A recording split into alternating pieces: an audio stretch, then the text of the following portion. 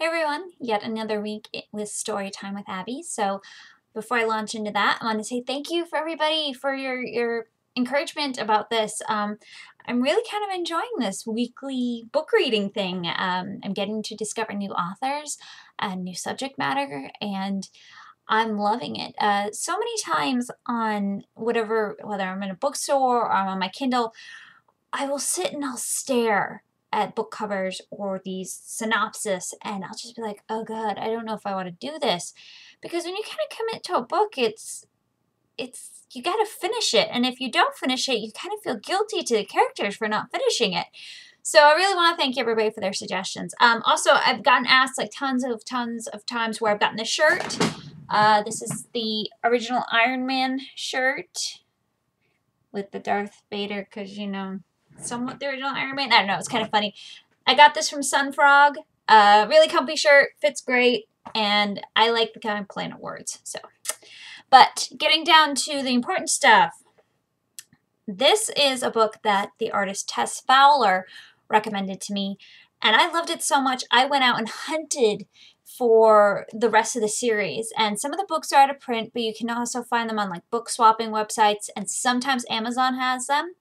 They're starting to put them on Kindle now, so they are available.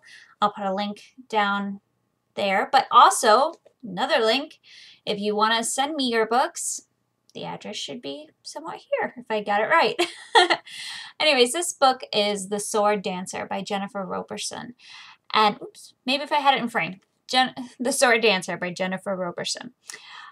I love the fact that it's a fantasy novel, but it's a fantasy novel that's kind of different. And the roles of masculine and feminine, it really questions those. And I love the fact that the female character, Dell, she's so flippin' strong. And the swordcraft in the book is really well written. So hopefully you'll like it as much as I do.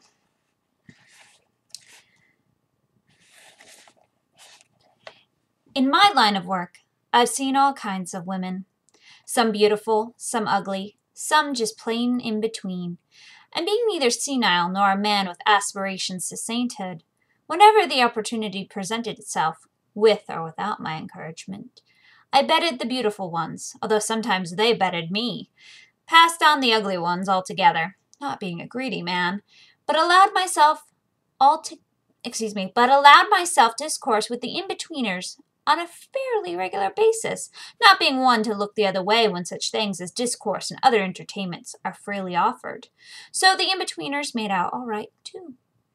But when she walked into the hot, dusty cantina and slipped the hood of her white burnous, I knew nothing I'd ever seen could touch her. Certainly Ruth and Numa couldn't, though they were the best the cantina had to offer. I was so impressed with the new girl, I tried to swallow my Akivi the wrong way and wound up choking so badly Ruth got off my knee and Numa slid off my right. Ruth commenced pounding on my back a while, and Numa, well-meaning as ever, poured my Akivi and tried to tip it down a throat already afire from the stuff. By the time I managed to extricate myself from both of them, no mean feat, the vision in the white burnous had looked away from me and was searching through the rest of the cantina with eyes as blue as northern lakes. Now, it so happens I haven't ever seen any northern lakes, being a southerner myself, but I knew perfectly well those two pools she used for eyes matched the tales I'd heard of the natural wonders of the north.